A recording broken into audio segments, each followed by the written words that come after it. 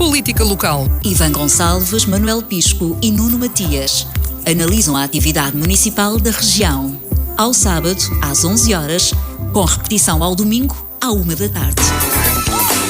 Bom dia, estamos reunidos então para mais um Política Local com três autarcas da região de Setúbal: Manuel Pisco, presidente da Assembleia Municipal de Setúbal, eleito pela CDU; Ivan Gonçalves, presidente da Assembleia Municipal de Almada, eleito pelo PS; e Nuno Matias, vereador em Almada, eleito pelo PSD.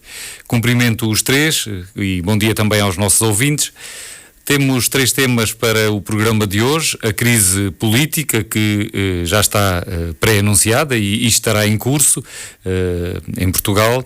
O Governo aprova o lançamento de parcerias público-privadas para hospitais, incluindo o Hospital Garcia de Horta em Almada, e depois, no final, sobre as autárquicas, há também alguns elementos novos, designadamente candidatos anunciados na região, e também a confirmação de que o PS em Santiago do Cacém vai apoiar um movimento de cidadãos, um movimento independente.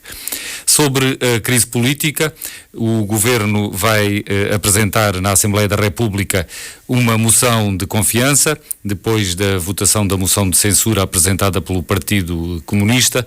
O Partido Socialista também já fez saber que pretende propor uma comissão de inquérito a este caso, e com tudo isto, depois do PS ter já garantido pela voz do seu líder, Pedro Nuno Santos, que vai chumbar ou vai inviabilizar a moção de confiança que o Governo apresentará, o que está previsto é que o Governo seja censurado, não consiga fazer passar a moção de confiança na Assembleia da República, o que determinará que terão que ser convocadas eleições. Pelo menos esse é o cenário que se perspectiva, tendo em conta a doutrina presidencial em vigor. O Presidente não tem permitido que o partido do Governo apresente um novo chefe de Governo, pelo menos foi assim na última crise política com o PS, e o que se perspectiva é que sejam marcadas eleições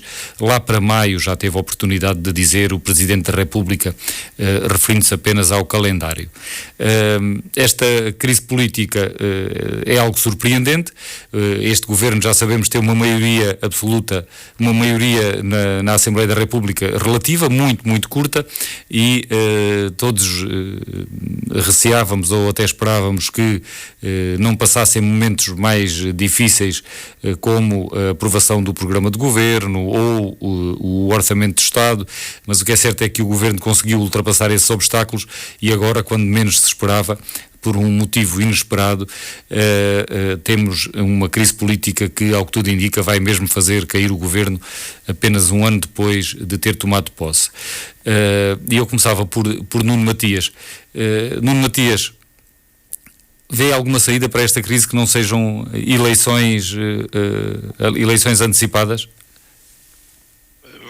Bom, muito bom dia, Francisco, um bom dia ao Manuel e ao Ivan e a todos os nossos ouvintes.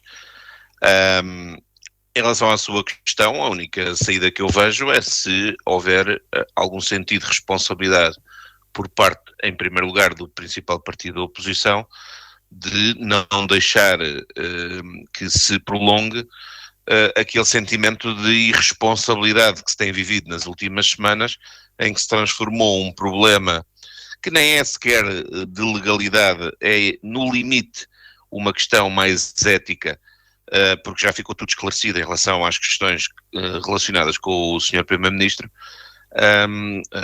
porque, vamos lá ver, não é possível, nem é aceitável, não é desejável, e percebe-se quando o Governo apresenta uma moção de confiança para reconfirmar a sua situação, porque eminentemente na última semana especialmente, e sobretudo o Partido Socialista, quis colocar o Primeiro-Ministro Luís Montenegro enlumbrando, a queimar enlumbrando, propondo uma comissão parlamentar de inquérito para lançar as mesmas questões, sabendo já que os esclarecimentos genericamente já estão dados, e que não há nenhum problema latente que pudesse ser esclarecido pela Comissão Parlamentar de Inquérito, porque a única questão que poderia estar em cima da mesa e que poderia interessar uma CPI era se o Primeiro-Ministro, de forma ilegal, tivesse estado a prestar serviços que não garantissem a exclusividade no desempenho das suas funções, porque era a única coisa que, do ponto de vista de escopo e objeto, podia ser enquadrável numa CPI. Sem prejuízo dela poder ser aprovada, poder ser realizada, mas na realidade tudo o mais é fumo apenas para queimar enlumbrando o Primeiro-Ministro e, portanto, é o próprio principal partido da oposição que se coloca numa posição. Deixámos por momentos de ouvir o Nuno, agora sim, Nuno Matias. Houve aqui um corte. Ok. Pronto. E por isso aquilo que se espera é que até terça-feira o próprio Partido Socialista possa demonstrar algum sentido de responsabilidade que faltou nos últimos dias, ao não reconhecer que aquilo que importaria do ponto de vista político e legal já foi esclarecido. E, portanto, tudo mais pode ser um juízo de valor em relação àquilo que é o legítimo direito de qualquer cidadão de ter as suas atividades de investimento, que, como já outros dirigentes políticos tiveram no passado, não tem problema absolutamente nenhum, e aquilo que é fundamental, e aí sim escrutinável, não só agora, mas no futuro, como no passado, é se houve alguma decisão que, direta ou indiretamente, tenha beneficiado alguma destas entidades com quem teve relacionamento, mas isto tanto se podia aplicar ao Primeiro-Ministro Luís Montenegro como ao Primeiro-Ministro António Costa ou outros anteriores de diversos partidos, que necessariamente devem ser sempre objeto de escrutínio e devem estar sempre disponíveis para esclarecer, porque quem está na vida pública não pode deixar de ter esta atitude e este dever de esclarecimento e transparência. Portanto, dito isto, era fundamental que se chegasse a terça-feira e se evitasse uma crise política, não há dúvida. Eu estou convicto que, a haver eleições legislativas antecipadas por este cenário e por este motivo, o Governo tem todas as condições de sair reforçado, mas ainda assim não faz sentido estarmos aqui a fazer uma paragem, nem que seja de 2 meses apenas, para estar a desenrolar um novo processo eleitoral que ninguém entende que fosse necessário nesta altura e que, do ponto de vista da governação, não faz sentido numa altura tão crítica em que, no cenário nacional e internacional, e especialmente a nível internacional, devíamos todos estar mais motivados para ter aqui um princípio responsável de atuação, e por isso, depois de 2 moções de censura, que alguém pode dizer, bom, mas elas já por si transmitiram alguma confiança ao Governo, mas após essas 2 rejeições, ter continuado aqui algum relambório, onde até chegou-se a perguntar ao Primeiro-Ministro quem é que pagava a sua estadia por alguns dias num hotel, quer dizer, das duas uma, ou entendemos que o escrutínio tem níveis de razoabilidade para evitar o disparate e o descrédito da política em geral, porque nós depois também temos que pensar neste paradigma. Até que ponto é que é aceitável nós estarmos a ter aqui um escrutínio que faz um striptease político a um cidadão, independentemente do partido que seja, porque isto aplica-se agora a um Primeiro-Ministro do PSD, mas podia-se aplicar a um do Partido Socialista, da CDU, do Bloco de Esquerda, fosse qual fosse. E por isso não é minimamente aceitável aos olhos do cidadão comum que se entre com este tipo de registro quando os esclarecimentos que eram devidos, aqueles que fundamentalmente dizem respeito à legalidade e à atuação imparcial do Primeiro-Ministro como tal, já foram devidamente esclarecidos e, portanto, tudo mais é só chincana política e enlamear o bom nome da democracia e das instituições democráticas e de quem queira fazer disto também uma parte da sua missão de vida. Isso desincentiva necessariamente um cidadão normal que tem também as suas atividades profissionais e empresariais, legitimamente, a querer meter-se neste tipo de percursos, porque sabe-se lá até que ponto é que vão enlamear a sua vida ou prejudicar a sua vida familiar. Isso não é minimamente aceitável e por isso era importante que as pessoas pudessem, até terça-feira, meter alguma mão à consciência para perceber o dano que estão a fazer em geral e que podem prejudicar a imagem da política Matias, de forma gritante. Eu pegava nessa sua deixa para passar para o Ivan Gonçalves. O Partido Socialista é o partido charneira nesta decisão, dependendo da posição do PS, a moção de confiança passa ou não passa na Assembleia da República. O líder do partido, Pedro Nuno Santos, já disse que o PS não vai permitir a passagem desta moção de confiança, mas há vozes que têm pedido ao PS para reconsiderar, para aprovar a moção de confiança, vozes fora do partido, como é o caso de Carlos Moedas, mas também dentro do próprio Partido Socialista. Há quem defenda que o PS deveria aceitar viabilizar a moção de confiança, embora com nuances, mantendo, por exemplo, a comissão de inquérito que pretendia criar. Ivan Gonçalves, o que é que lhe parece que o PS deve fazer neste caso? Acha que deveria sentir o peso da responsabilidade e permitir a continuidade do governo ou pelo contrário, deve fazer como diz Pedro Nuno Santos? Bom dia, Francisco, bom dia, Nuno, bom dia, Manuel, bom dia a todos os que nos ouvem lá em casa. Bom, eu devolvo a pergunta neste sentido. O que é que falta a este governo para conseguir governar, ou para poder governar? É porque, de facto, o Partido Socialista, desde que ocorreram as eleições, forneceu a este governo condições de estabilidade que nunca sequer, quando teve governos minoritários nos últimos 8 anos, as sentiu reciprocamente. Ou seja, em 2021 o orçamento de Estado foi chumbado e o PSD votou contra este orçamento de Estado, e sempre que foi preciso o PSD ser um partido responsável que não permitisse atirar o país para eleições, se quisermos usar a terminologia que está a ser agora usada pelos comentadores e pelo PSD, isso nunca aconteceu. Ora, ao longo deste ano o PS não só viabilizou o programa de governo, melhor, não permitiu a rejeição do programa de governo logo no início, aprovou um orçamento de Estado, deu condições ao governo para exercer o seu mandato, para cumprir o seu programa, e não só isso, chumbou 2 moções de censura. Portanto, o governo pode cumprir o seu mandato, está em plenas condições de fazer o caminho que quer. Agora há uma coisa que o governo sabe desde o primeiro dia: o Partido Socialista votará contra uma moção de confiança. Sabe isto desde o primeiro dia, isto foi dito no primeiro dia desta legislatura. Portanto, o governo só se pode queixar de si próprio, nem é de si próprio, nem é do governo, nem é do PSD. O governo só se pode queixar e o PSD só se pode queixar e lamentar por ter escolhido alguém que não tem condições para exercer o cargo de Primeiro-Ministro. Isso está à vista de toda a gente. E obviamente está a arrastar o governo, o país, para uma crise que é absolutamente desnecessária e que ninguém desejava. Mas faz lembrar aqueles filmes em que estamos a acelerar contra a parede, porque o governo tem todas as condições para exercer o seu mandato. Agora, desde o primeiro dia, o governo também percebeu que, face à maioria de que dispunha, que é uma maioria curta, como o Francisco dizia no início, o cenário de eleições antecipadas não era de excluir. E, portanto, foi governando para as eleições. É legítimo, essa parte não questiono. Agora, perante um problema que surge, e que na verdade surge apenas tendo em conta o comportamento que o Primeiro-Ministro teve, e com aquilo que já é público, já sabemos que é um comportamento que não é condizente com alguém que pretende ser Primeiro-Ministro, o Primeiro-Ministro tem uma saída, que é a demissão, para evitar que o escrutinem.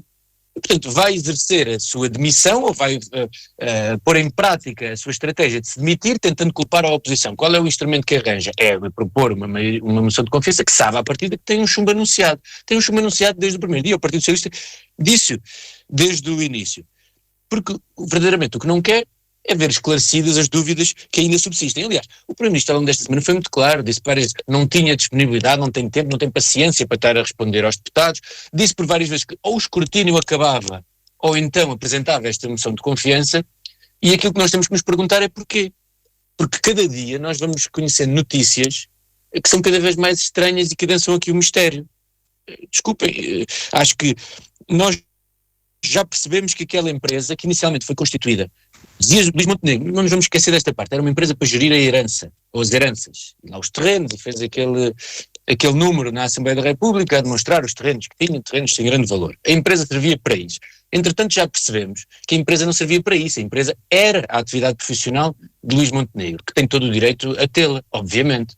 Agora, a partir do momento em que Luís Montenegro deixa de exercer a sua atividade profissional Aquilo que fez foi, através da sua esposa, educadora de infância, e dos seus filhos, estudantes universitários ou concursos recém-acabados, continuar a receber as avanças que recebia quando era um profissional ao serviço desta empresa, ou constituir esta empresa para poder ter os seus rendimentos de forma legal. E bem, isso já foi desmentido. Há trabalhadores da empresa a fazer as funções e as tarefas da empresa ao serviço dos clientes. Isso já foi desmentido. O Primeiro-Ministro não teve absolutamente nenhuma atividade ainda antes de ser Primeiro-Ministro. Foi quando foi eleito Presidente do PSD. Portanto, não vale a pena repisar uma questão que já foi desmentida e que é mentira. O que nos quer fazer crer é que a empresa não é ele próprio e que é uma empresa que está plenamente constituída, como aquele exemplo que não me parece que seja sequer sério, de comparar com o Colégio Moderno, que tem um quadro de pessoal, que tem funcionários, quer dizer, e comparar uma empresa que na verdade cuja titularidade e cuja gestão é feita pela esposa educadora de infância e pelos filhos que acabaram de sair da universidade. Desculpem, acho isto muito estranho. Agora, se não é, se o Primeiro-Ministro está disponível para prestar todas as declarações, então que preste todas as declarações, que divulgue a lista dos clientes, que divulgue qual é o quadro de pessoal permanente da empresa. É porque até agora nós não conhecemos ninguém que seja quadro de pessoal permanente da empresa. Conhecemos pessoas que receberam dinheiro para fazer trabalhos para os quais a empresa foi contratada. Quais são os funcionários da empresa? Qual é a sede da empresa? Ninguém sabe. Qual é que é? Toda a gente já percebeu. A empresa é Luís Montenegro. E isso era legítimo, antes de ser Primeiro-Ministro. Depois de ser Primeiro-Ministro, deixa de ser legítimo. E aqui é que me parece que reside o problema principal, que o Nuno Matias, da altura, referia-se ao facto de ser um cidadão que exerce o cargo de Primeiro-Ministro e que os cidadãos não têm que ser sujeitos a este escrutínio. Um cidadão comum não tem, de facto, mas o Primeiro-Ministro tem. E não tem por uma questão de voyeurismo. É mesmo porque a lei o impõe. A lei impõe que os titulares de cargos públicos revelem quais é que são os seus conflitos de interesses, quem é que lhes pagou salários ou avanças antes de serem primeiros-ministros, quais é que foram as suas fontes de rendimentos, quais é que é o seu património. E toda essa informação foi prestada atempadamente junto de quem de direito. Exceto a informação de quem é que forneceu rendimentos ou quem é que pagou por trabalhos à empresa, e quando nós hoje sabemos que a empresa é Luís Montenegro. A questão é esta, porque eu também posso, no âmbito da minha atividade profissional, abrir uma empresa.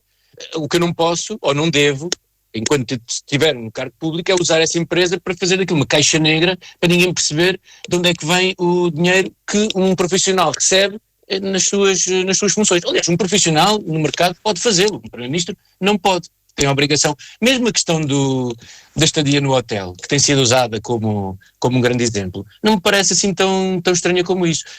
O Primeiro-Ministro tem um salário que todos conhecem. Está em exclusividade, ou devia estar em exclusividade. E, portanto, é preciso perceber, o seu património é público. É legítimo que alguém lhe pergunte como é que tem capacidade para pagar aquilo, o preço de mercado são 300 euros por noite ou aquilo que veio a público. Se não paga, isso também tem que ser público, porque os titulares de cargos públicos não podem receber prendas de valor indefinido. Têm que as declarar. Isto está na lei, quer dizer, não me parece, aquilo que neste momento percebo o desconforto do PSD, percebo o desconforto do Governo, porque de facto estamos todos confrontados perante uma situação que não é desejável, que é incompreensível, porque Luís Montenegro é um político há décadas e sabe perfeitamente aquilo que pode e aquilo que não pode fazer, e o PSD está confrontado com uma situação que é obrigado a ir a umas eleições indesejadas, numa altura indesejada, para que Luís Montenegro tente salvar a sua pele. Percebe o desconforto. Agora, aquilo que não se pode é tirar a responsabilidade para cima do Partido Socialista, quando aquilo que o Partido Socialista fez ao longo deste tempo, ao longo deste ano, foi dar todas as condições para que o Governo tivesse estabilidade e para que pudesse cumprir o seu papel. Ainda ontem ouvimos o Secretário-Geral do Partido Socialista a apelar a que retirem a moção de confiança. O Governo só apresenta a moção de confiança porque sabe que essa é a forma que tem à sua disposição de se demitir, tentando atirar as culpas para a oposição. Não me parece que colha, mas enfim, vamos ver. Estamos cá para ver o que se vai passar durante as próximas semanas, porque a realidade de facto também está a decorrer a uma velocidade que é absolutamente acelerada. Tenho a certeza que vamos ter muitas novidades nos próximos dias. Manuel Pisco, um pouco mais de fora, o Partido Comunista não contará tanto para esta decisão da moção de confiança, face ao número de deputados que tem na Assembleia da República. A quem é que atribui a responsabilidade pela situação a que chegamos e pelo desfecho, o último, que será a votação da moção de confiança? É ao Governo, designadamente a Luís Montenegro, pela sua conduta, ou é ao Partido Socialista por não facilitar neste momento? É a todos, é aos dois sobretudo. Bom dia a todos, bom dia aos ouvintes e aos companheiros do painel. Esta situação é muitíssimo curiosa e eu faço sempre o esforço de me colocar na posição do cidadão. Como é que o cidadão que está cá de fora está a ver isto, está a assistir a isto, não é?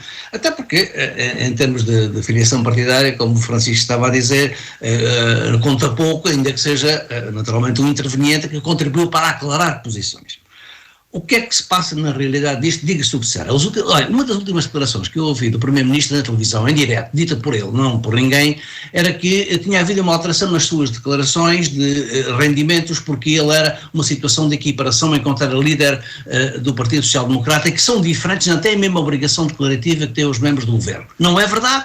É o artigo 2º da Lei 52 de 2019 que diz exatamente o contrário, que são equiparados a titulares de cargos políticos, membros, portanto, e têm os efeitos das obrigações declarativas previstas para os outros, os membros dos órgãos executivos dos partidos políticos. Portanto, não há essa diferença. Depois deste lavar de cestos todo, o Primeiro-Ministro ainda vem dizer publicamente que afinal existe e por isso é que não declarou. Portanto, há de facto uma adulteração da declaração do Primeiro-Ministro, quer enquanto era presidente do PSD, quer depois quando entra, tanto é que agora vem-se a saber, ao fim deste tempo todo, que o Tribunal Constitucional pediu o aclaramento, ainda antes da Autoridade da Transparência, pediu o aclaramento daquelas declarações que o Luís Montenegro tinha entrado. Portanto, as declarações não estavam bem feitas e eu está à vista que não. Pronto. Curiosamente, a lei foi suavizada. A lei que era antes a lei de incompatibilidades dos titulares de cargos, incompatibilidades e impedimentos dos titulares de cargos públicos,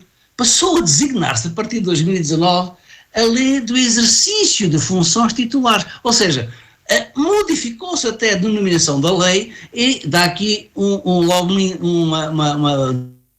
denuncia algum intuito de suavização. Essa suavização vai ao ponto de ter deixado como fora da combinação da perda de mandato, no caso de não terem sido devidamente feitas e depois corrigidas no prazo dado pelo Tribunal Constitucional, agora a Autoridade da Transparência, não terem sido corrigidas da perda de mandato aos ministros, aos membros eleitos nas câmaras municipais, na Junta de Freguesia, a todos, menos ao Primeiro-Ministro, ao Presidente da Assembleia da República e ao Presidente da República. Estes 3 cargos não são combinados com a sanção, em caso de incumprimento reiterado da declaração de rendimentos, não são combinados com a perda de mandato. Portanto, legalmente, a situação fica no plano ético-político.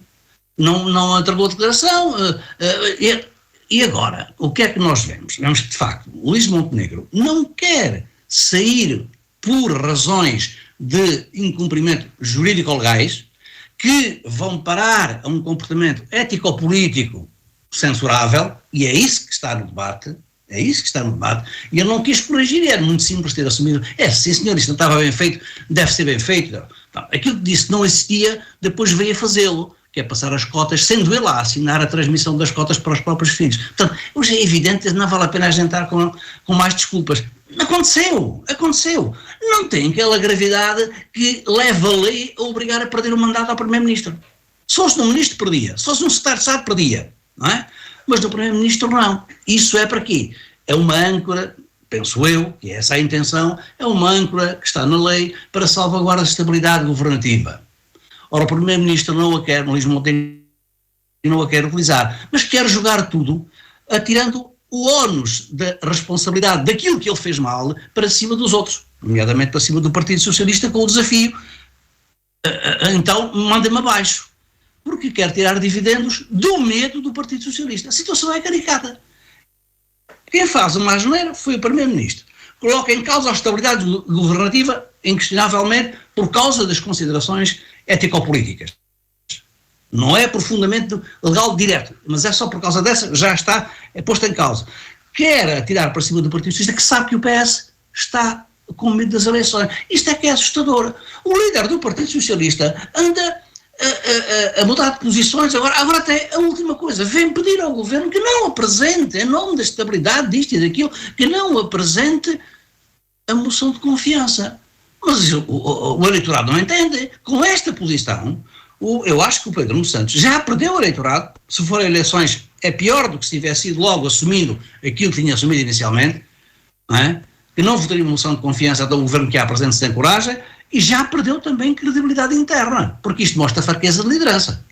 O que Pedro Nuno Santos também tem receio, percebe-se, é humano, é que, sendo ele a ficar na posição de Luís Montenegro, vai ser eleições, os resultados serão semelhantes. Não é provável que quase todos percam, não é? Todos entendem que perdem com eleições. E depois invocam a estabilidade. E o povo o povo está a ser prejudicado com a falta de governação que há por causa desta discussão. Ponto. O povo está a ser prejudicado porque as políticas, as ações do governo são prejudiciais ao povo. Ponto. Se forem benéficas, isto tudo passa. Mas se são prejudiciais, o povo é prejudicado por isso. E o que é que o Luís Montenegro tem medo, de facto, de ficar na posição... Aliás, Pedro Nuno Santos tem medo de ficar na posição de Pedro Nuno Santos depois das eleições. Portanto, com o histórico que ele tem, de atrapalhadas também que houve, de desautorizações, um primeiro-ministro que foi desautorizado, um primeiro-ministro que teve que desautorizar o ministro das Infraestruturas no caso do anúncio do aeroporto. Foi uma situação politicamente grave, e grave internamente para o Partido Socialista. O ministro das Infraestruturas que autorizou, veio-se a saber, e ele não se lembrou quem é que é ministro e é responsável, que não se lembra de ter autorizado uma indenização de 500 mil euros, no caso da TAP. E ele não se lembrava. Portanto, Pedro Nuno Santos tem receio que tudo isto passe a ser, ele ficando na posição, se ganhasse as eleições de Luís Montenegro, passaria a ser o alvo que está agora a ser Luís Montenegro por outras razões. Que são coisas que no passado iam ser fatalmente o dia-a-dia que o PSD e os outros partidos, os Chegas e companhia, utilizariam para atacar o Primeiro-Ministro fora da questão da ação política. E, portanto, nós temos uma situação de grande miscelânea entre a ação governativa e condições pessoais dos titulares dos cargos públicos, dos titulares dos governos, dos membros do governo e daqueles que podem vir a ser membros do governo, com o susto de virem a ser invectivados continuamente por coisas que ficaram menos claras no seu comportamento pessoal, nas funções políticas que têm desempenhado. E está tudo misturado. Portanto, quando estão a invocar constantemente a questão da estabilidade, não, é falso isso. Têm medo de assumir o poder sem ser, colocar-se na posição de alvo contra todos os outros a tirar-lhe setas em relação a comportamentos que tenham resvalado anteriormente. É isso que estão a fugir. E, portanto, o interesse do país está aqui perfeitamente secundarizado e não é resolvido com estas fugas para a frente. Agora, de repente, à última da hora, como a gente está a ver a seguir, agora, vamos parcerias obrigatórias para os hospitais, estamos a decidir isto há muito tempo, vamos fazer isto e aquilo. O que é facto é que a gente tem situações complicadas no plano dos direitos e das condições de vida. Não respondam com o superávit do orçamento, porque se há superávit do orçamento e falha nas funções do Estado, nas condições de vida da população, então o povo está a pagar o superávit, e isso é discutível. Então, o que está aqui agora em causa é que, de facto, nós não estamos no plano da política, estamos no plano do condicionamento da ação política dos membros que se deixaram cair em situações de fraca credibilidade. Esse é que é o problema. E, portanto, não é o interesse do país que está a ser o alvo, que está a ser perseguido nas soluções que venham a ser arranjadas, é, de facto, o jogo de defesa pessoal dos protagonistas. E entre Luís Montenegro e Pedro Nuno Costa, quer dizer, ver um líder da oposição, que provavelmente irá ser, pode vir a ser um líder do governo, apresente uma moção de confiança se tiver coragem, porque a gente vota contra. E chegar ao ponto em que dá a volta e volta, eu peço-lhe para não apresentar a moção de confiança. Isto não é nada. Então não é nada, não são nada. As explicações, que não são explicações que o Luís Montenegro tem dado, né, mas se as assumisse, houve um erro, corrigiu-se, é corrigível, não há daí uma consequência imediata de que o governo tem que ir abaixo. Pronto, vamos pôr as coisas no sítio. Isto nunca tinha acontecido. Estes problemas, lembram-se que a discussão nem sequer começou com as declarações de Luís Montenegro, começou com a história da Lei dos Solos. A Lei dos Solos foi esquecida e as questões das situações dos protagonistas de ações irregulares e ilegais dos membros do Chega também foram esquecidos e agora estamos nisto, estamos a discutir na Feira das Vaidades. Não é a Feira das Vaidades, é a Feira dos Medos. Não sei se Ivan Gonçalves ou Nuno Matias querem dizer alguma coisa, nesse caso de forma muito breve, porque já vamos com quase meia hora de programa e temos ainda mais 2 temas que gostávamos de falar.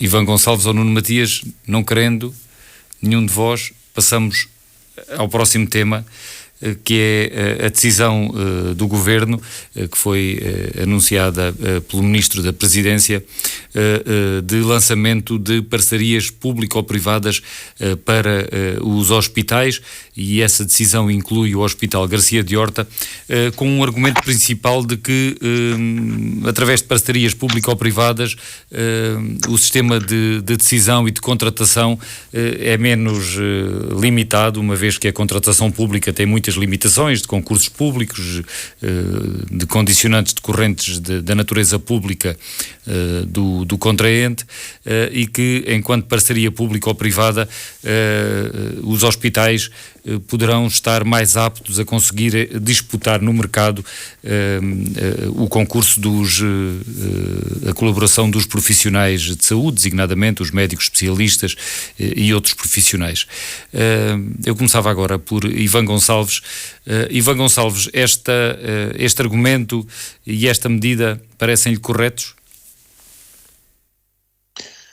Bom, para ser absolutamente franco, é tudo muito estranho que nestes dias em que o Governo se propõe a ser demitido, basicamente, porque entende que deve apresentar uma moção de confiança que sabe que tem chumbo antecipado, ou pelo menos tem uma alta probabilidade, digo isto porque nunca se sabe o que é que o Chega pode ou não fazer, não é provavelmente um partido fiável, mas é estranho que no meio disto tudo se anunciem decisões que são tão estruturais para a saúde no nosso país, mas fundamentalmente em algumas regiões, como é o caso da nossa. E, portanto, eu diria que, em primeiro lugar, parece-me que isto está enquadrado numa certa política cénica, tentar demonstrar que este governo é um governo fazedor, ou seja, é a tentativa de construção de uma narrativa para irmos às eleições e o governo, o PSD, a AD, tentarem maximizar o seu espaço. Não me parece que deva ser levado muito a sério. Aliás, ainda ontem a Presidente de Câmara de Almada fez referência, a Inês de Medeiros fez exatamente referência a isto mesmo, é que nem sabe bem se isto é para levar a sério, e acho que esteve muito bem ao dizê-lo, porque de facto ninguém percebe se esta proposta é para levar a sério. Esse é o primeiro ponto. O segundo ponto é, se esta proposta for para levar a sério, é igualmente mau, porque nós tínhamos uma reforma que estava a ser feita no Serviço Nacional de Saúde na fase final do governo do Partido Socialista. Essa reforma tem sido basicamente torpedeada com a criação das unidades locais de saúde. Essa era a reforma fundamental, mas essa reforma tem vindo a ser torpedeada, em primeiro lugar, porque a ministra, este governo, não acreditavam que a receita que estava a ser seguida fosse boa, tinham as suas próprias receitas, ainda ninguém percebeu quais é que eram, e ao longo destes meses o que temos visto é a substituição das administrações dos hospitais, das ULS, por pessoas de confiança do aparelho do PSD, da senhora Ministra da Saúde, um bocadinho com uma política que segue um pouco errática, porque não se percebe sequer qual é que é o objetivo final. Parece que há muito desnorte e muito pouca concretização, e os resultados finais são péssimos. O Serviço Nacional de Saúde está hoje pior do que estava há um ano atrás. Aquilo que agora nos vem propor é a solução magna de qualquer governo de direita sempre que governou em Portugal, ou seja, em Portugal e no mundo. Nós estamos a conseguir resolver estes problemas, vamos privatizar. E é isto que o governo nos vem propor, a dizer, bom, como há dificuldades, o que nós vamos fazer é pagar a privados, e é claro que os privados neste caso sorriem, e os privados na área da saúde já se sabem que têm sido das áreas que têm tido mais rendimentos ao longo dos últimos anos, o setor que mais tem crescido, e pronto, é a solução que infelizmente este governo parece ter, não é muito diferente daquela que outros governos de direita também tiveram no passado, são as célebres parcerias público-privadas, e não foram só os governos de direita, porque alguns governos do Partido Socialista também o fizeram, e não de forma mais eficaz para os bolsos do Estado, e portanto acho que esta solução é má. Se existem constrangimentos na lei pelo facto dos hospitais serem públicos, então criem-se exceções na lei. O Governo pode legislar, a Assembleia da República pode legislar, os constrangimentos que existem são criados pelos órgãos de soberania. Podem perfeitamente ser excepcionados, os hospitais podem ter uma figura jurídica diferente, o que quisermos chamar. Agora, acho que privatizar estas unidades locais de saúde ou estes hospitais é o pior serviço que podemos prestar aos cidadãos neste momento, porque não melhoram as condições de vida, não melhoram os serviços que são prestados e habitualmente oneram o Estado de uma forma absolutamente desnecessária. Nuno Matias, como é que se fundamenta esta ideia de que os hospitais, se forem uma parceria público-privada, podem preencher os lugares de que necessitam melhor do que se forem apenas do universo público? Francisco, não é só apenas nesse prisma, e aí basta ver relatórios imparciais do Tribunal de Contas que demonstram que as parcerias público-privadas na saúde, porque as parcerias público-privadas não têm um problema por si, por existirem como tal. Podem ser bem ou mal criadas, e nós tivemos exemplos de parcerias público-privadas, nomeadamente no setor rodoviário, onde foram calamitosas e danosas do ponto de vista do interesse público, mas no caso da saúde tivemos estes exemplos, que ainda por cima, no caso quer de Braga, quer de Loures, são 2 dos 5 que agora voltam a estar em cima da mesa, até foram criados por governos do Partido Socialista, ou seja, a ideia e a boa ideia existe, têm os seus méritos, estão comprovados em relatórios que demonstram que do ponto de vista de eficácia de gestão, de resultados e de custos, são incomparavelmente melhores do que aqueles que na esfera eminentemente e única e exclusivamente pública acontecem. Isso não significa que se quer agora fazer tudo no âmbito de PPPs. Naturalmente o Serviço Nacional de Saúde é fundamental que continue a merecer investimentos para melhorar a sua capacidade de resposta e de ação, mas também não vale a pena escamotear aquilo que é uma evidência. Aliás, não é preciso ir muito longe, porque mesmo, por exemplo, no Hospital de Loures, com uma esfera de responsabilidade em várias autarquias de diferentes partidos, muitas pessoas percebem a diferença que foi deixar de ter a parceria pública ou privada para passar a ter uma gestão única, exclusivamente pública. Ou seja, da mesma forma que não se deve diabolizar o público, também se não deve diabolizar uma PPP desta natureza, desde que, e isto é sempre o condicional, desde que seja devidamente preparada, os cadernos de encargos sejam exigentes, se reforcem os indicadores de monitorização, para se manter aquilo que até agora foi avaliado por entidades independentes como sendo mais eficientes e com capacidade de produzir melhores resultados, seja do ponto de vista de gestão, seja sobretudo, e isso é que importa, o serviço que é prestado aos utentes, que são utentes genéricos também do Serviço Nacional de Saúde e que, portanto, aquilo que é vital é que isso aconteça. E nós sabendo que, por exemplo, e estamos agora aqui a falar de um dos 5, que é o Hospital Garcia de Horta da Almada, sabendo nós que é um hospital que neste momento está subdimensionado para a população que está a servir e que precisa urgentemente de respostas de organização, de gestão, de capacidade de intervenção, de contratação de pessoal, que nós sabemos que pelos mecanismos diretos na gestão eminentemente e única e exclusivamente pública estão mais constrangidos e podem criar maiores dificuldades de tempos de resposta, e nós sabemos bem disto, e portanto nós podemos tentar fazer aqui uma análise eminentemente teórica e ideológica, mas isso depois não vai resolver no dia seguinte o problema da capacidade de resposta destas instituições que são vitais para a vida das pessoas e que servem para defender a vida das pessoas e a sua saúde. E portanto parece-me que o Governo anda bem a relançar projetos em hospitais nucleares do território para reforçar a capacidade de resposta do setor, que tem que ser em rede. Quando se fala no Serviço Nacional de Saúde, nós temos que olhar para a saúde como um todo, como uma rede de resposta que deve incluir objetivamente o público, não pode deixar de existir, não pode deixar de ser objeto de investimento, mas também a área social e a área privada, e toda ela deve funcionar em rede com respostas que, por um lado, acrescentem rapidez, capacidade e qualidade de serviço, mas também eficiência de gestão.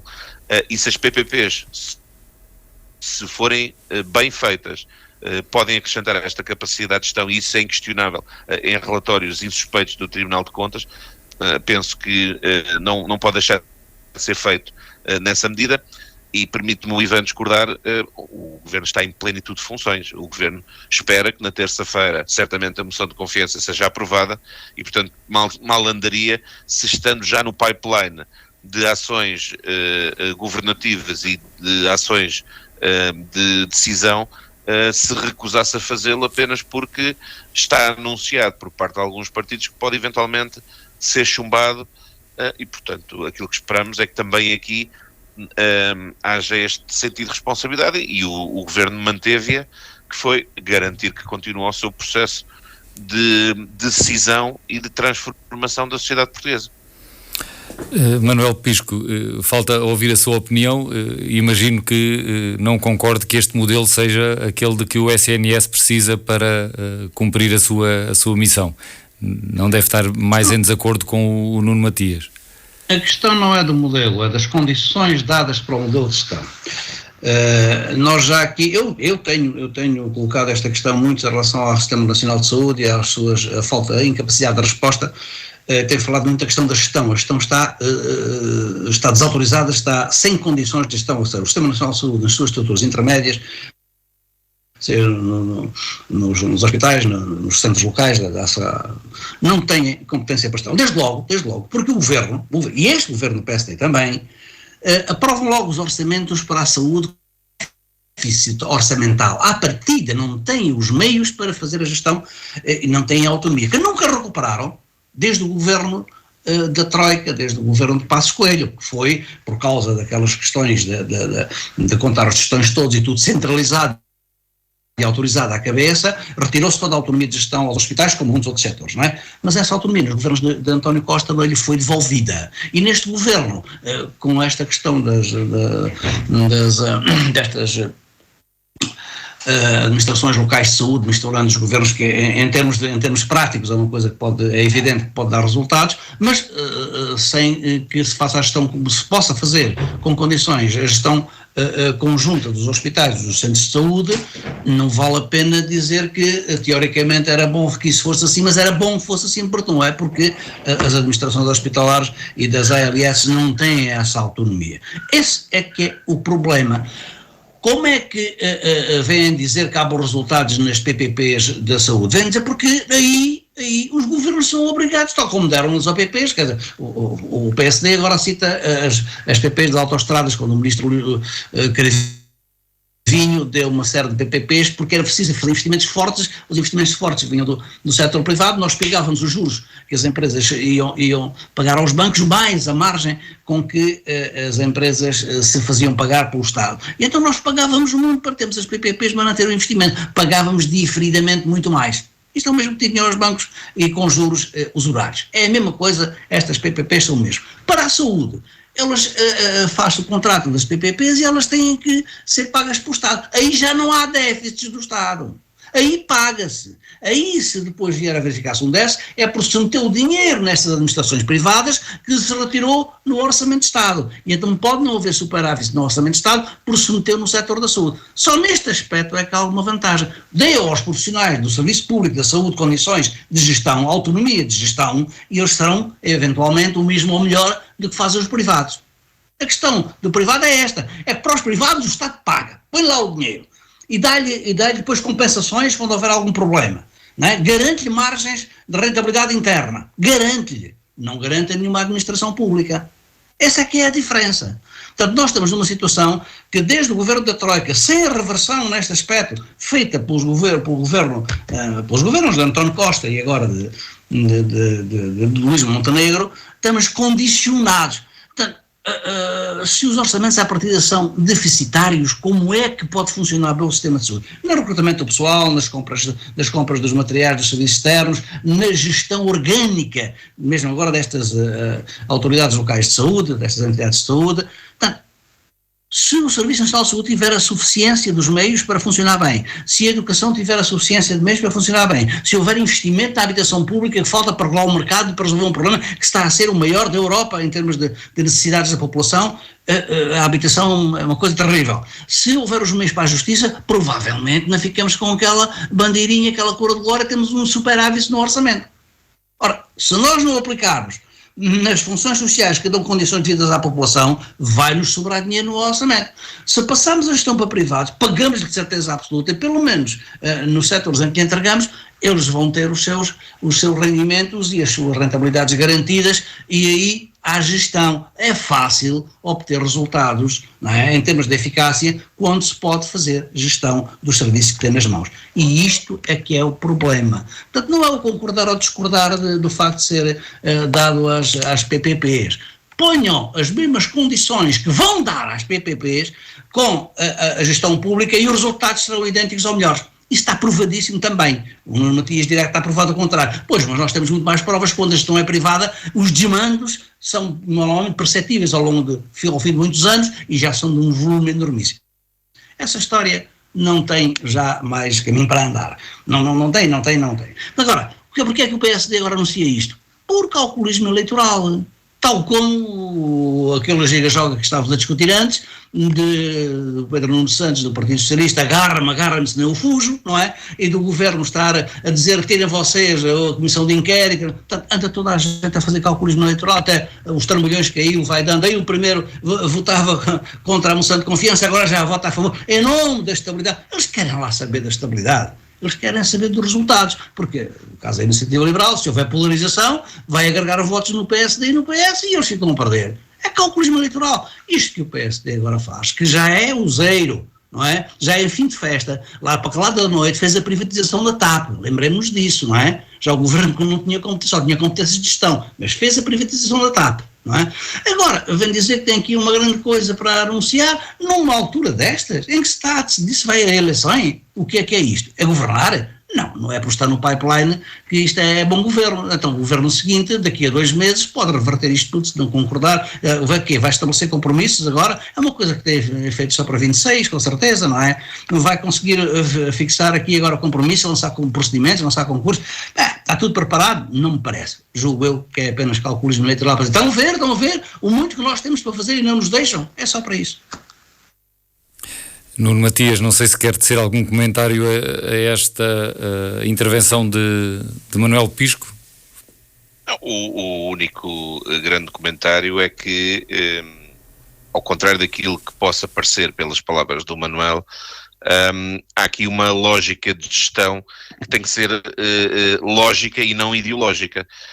E isto aqui, o Manuel estava a dizer que se derem condições à gestão pública, ela consegue ter os mesmos resultados. Pronto, mas é exatamente por isso que nós sabemos que há aqui um conjunto de espartilhos no processo de decisão, de contratação, de gestão e de alguns mecanismos de organização que levam a que, sobretudo neste caso da saúde, foi mais sensível e muito mais sentido até nos resultados formais que estão reconhecidos pelo Tribunal de Contas, porque invariavelmente permitiram ter menos custos, permitiram ter maior capacidade de gestão e de recrutamento e mesmo até de investimento. E o que é verdade é que a capacidade de resposta foi incomensuravelmente melhor e isso nota-se. Temos agora os exemplos mais próximos de Braga e Loures, onde as próprias populações e os próprios autarcas reconhecem que o facto de ter mudado aqui este paradigma de gestão da parceria público-privada para o público ajudou a deteriorar a capacidade de resposta. Acho que no fim do dia é isso que até é mais importante, até do que os resultados, que ainda assim comparam muito bem com aquilo que é a gestão pública. Mas o Manuel tocou no ponto, é que os espartilhos existem dentro da gestão pública e dificilmente conseguem ser geridos de outra forma ou aliviados de outra maneira, pelo menos de forma absoluta. E por isso, se calhar, a parceria público-privada, desde que devidamente gerida, enquadrada e com as obrigações devidamente enquadradas, pode ser uma ótima solução. Ivan Gonçalves, mais algum comentário? Manuel Pisco, sim. Só isto. Não, mas tem razão, há uma questão lógica e uma questão ideológica, não é? A lógica de gestão é uma, mas é condicionada pela ideológica. E quando se criam esses partilhos, para não dar condições à gestão pública, essa criação desses partilhos também é ideológica. Ivan Gonçalves, algum comentário ou podemos passar ao terceiro tema? Acho que é melhor avançarmos porque este tema dá Sim, dava para ficarmos aqui o programa todo. E eu começava mesmo agora por Manuel Pisco. Há pouco já comecei por Nuno Matias e também por Iva Gonçalves. Agora sobre as autárquicas, ficámos a saber duas coisas no que diz respeito ao processo das autárquicas no distrito de Setúbal esta semana. Por um lado, que em Santiago do Cacém confirma-se que o Partido Socialista não vai apresentar candidatura, o que significa que apoia o movimento de cidadãos, que também terá o apoio do PS, e sabemos que o candidato do PCP vai ser Vítor Proença, como até eu próprio já tinha referido aqui num programa anterior, o atual presidente da Câmara Municipal de Alcácer do Sal, que já foi também autarca há muitos anos em Santiago do Cacém. Parece-me ser uma aposta forte da CDU em Santiago do Cacém. E por outro lado ficámos a saber que o candidato da CDU ao Montijo vai ser o antigo presidente da Câmara de Alcochete, Luís Franco, que também é vereador atualmente, mas no registro como vereador tem tido muitas omissões durante este mandato. É um vereador ausente e talvez mesmo por isso na nota de apresentação do PCP é apontado e é destacado como o antigo presidente da Câmara durante 13 anos e não como vereador atualmente. Manuel Pisco, sobre estes dois casos, eles são díspares, talvez começando por Santiago do Cacém, acha que Vítor Proença tem todas as condições para vencer mesmo esta frente que aqui se está a constituir, que junta independentes e dois partidos pelo menos? Sim, eu creio que a escolha por lado do ponto de vista do PCP e da CDU não podia, dificilmente seria melhor, porque o Vítor Proença tem as provas dadas em Alcácer, tem trabalho feito, tem o reconhecimento da população. Alcácer e Santiago, apesar das distâncias serem um pouco alentejanas, mas são municípios próximos. Alcácer, Grande, Santiago, conhecem-se bem, ele conhece bem a zona. Eu julgo que é a melhor aposta possível ali para aquela solução do ponto de vista, na perspectiva até da perspectiva de vitória do partido do PCP e da CDU. O que acho uma curiosidade muito interessante é esta troca de posições entre partidos políticos como a espinha dorsal da democracia representativa, a apresentarem candidatos, poderem chegar, mas pode ser circunstancial, chegar a um ponto em que não os tem que ser para a alternativa que a Constituição permite e que a lei permite, que é os movimentos de cidadãos independentes poderem também ser candidatos. Ou seja, não está dado exclusivo aos partidos políticos de apresentarem candidaturas para as autarquias, não é? Mas é curioso isto, é uma alternativa. No caso de um partido político, certamente porque não tem candidatos que julgue capazes, não é? Dar o apoio a um movimento de cidadãos independentes, estar a dizer que naquele sítio, não digo que em geral seja esse reconhecimento, ali é melhor que algum independente não filiado que não queira ir como independente. O que é estranho também é não querer ir como independente pelo partido que o apoia. Não é? Isso é que é um pouco estranho, a situação não é normal, julgo que será inédito. Manuel Pisco, e sobre Alcochete, o que é que lhe apetece dizer? Porque temos que acelerar para ouvir. Alcochete não, o Montijo, embora o candidato seja ex-presidente em Alcochete, sim. De Alcochete ao Montijo. No caso é a candidatura ao Conselho do Montijo. Ouça lá, a questão da certidão de nascimento ou da morada oficial já está ultrapassada há muito tempo em relação aos candidatos. Os candidatos, pode-se concorrer, um de Almada concorre a Setúbal, um de Setúbal concorre a Almada, isso não é, aliás, em todos os partidos, quer dizer, vão concorrer aos sítios mais diversos. Agora, é preciso que, de facto, os candidatos tenham alguma ligação e tenham o conhecimento. Mas, Manuel, já agora deixe-me fazer-lhe aqui uma pergunta. Nesta lógica de o PCP ir buscar um antigo autarca num concelho vizinho, eu acho difícil de entender ir buscar um autarca ao concelho de Alcochete, que apesar de ser mais próximo geograficamente do Montijo, há maior rivalidade entre esses dois concelhos, e um autarca derrotado, porque foi derrotado já nas últimas eleições, em vez de, por exemplo, olhar para um autarca vencedor, que ainda não perdeu eleições, como o de Palmela, Álvaro Amaro, e de um concelho com quem os montejenses têm uma indiferença maior, portanto não há pelo menos uma carga negativa na relação entre os dois concelhos. Francisco, eu respondi-lhe com termos muito simples. A questão das afinidades. A população e o eleitorado têm que reconhecer afinidades aos candidatos em relação aos candidatos. Vai-se buscar a outro local sem problema nenhum, mas tem que haver um mínimo de afinidades. E é fácil de entender. Entre Montijo e Alcochete há muito mais afinidades. E desafinidades também há muitas desafinidades. Ela e Alcochete, não é? Eu acho muito difícil os montejenses aceitarem um candidato que vem de Alcochete. Penso que aí a razão foi outra.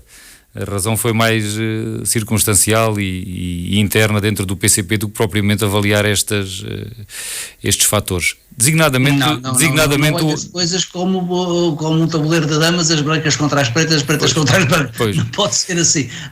Creio que o PCP não perdoou ao Álvaro Amar ter-se posto naquilo que os comunistas dizem serem bicos de pés, quando revelou que gostava de ser candidato a outros concelhos. E o que é certo é que não vai ser candidato a concelho nenhum. Quando ele estava disponível, isso era público para ser candidato, quer ao Montijo, quer à Moita, e acaba por não ser aproveitado para nenhum destes concelhos.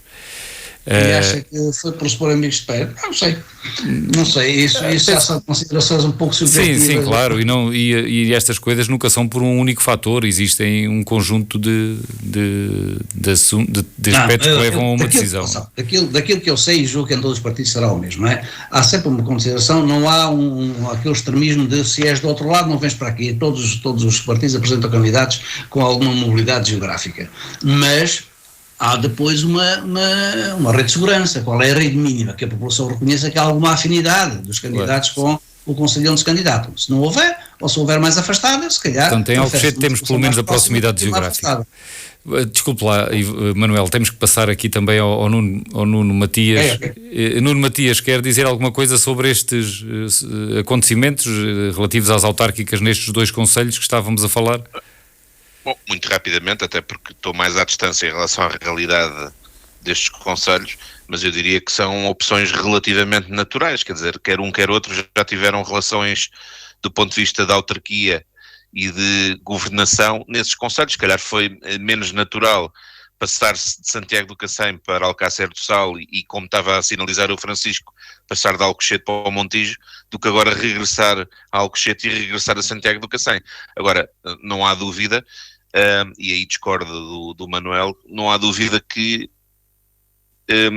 acaba por haver aqui um sentimento diferente no caso de Santiago do Cacém, porque se os partidos estão a agregar, e de outra maneira não seria possível fazê-lo, porque mais dificilmente era possível ter algum candidato independente numa lista do Partido Socialista ou do PSD apoiada pelo PS ou pelo PSD, vice-versa, do que ter um movimento independente, que, como eu dei o exemplo aqui há uma semana, já aconteceu também em Almada, onde o PSD e o PS em dado momento também não concorreram e apoiaram um movimento independente e integraram um movimento independente com candidatos próprios. E, portanto, acho que essa é a questão. Nuno Matias, temos que terminar, já só temos aqui 30 segundos. Ivan Gonçalves, quer dizer alguma coisa? E peço-lhe desculpa por só deixar estes 30 segundos.